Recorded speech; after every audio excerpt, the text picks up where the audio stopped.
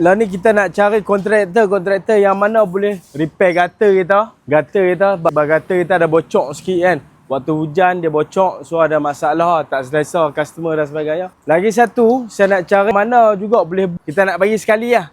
Nak buat sekali gutter dengan sprinkle ayak. Ayak pancok atas kan. Sebab apa?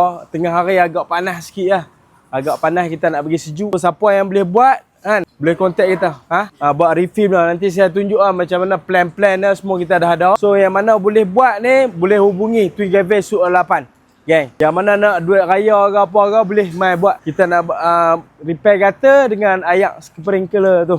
Siapa yang biasa buat, kontraktor yang biasa buat, boleh main hubungi kami. Kami nak buat sebab mungkin lah, insyaAllah. No?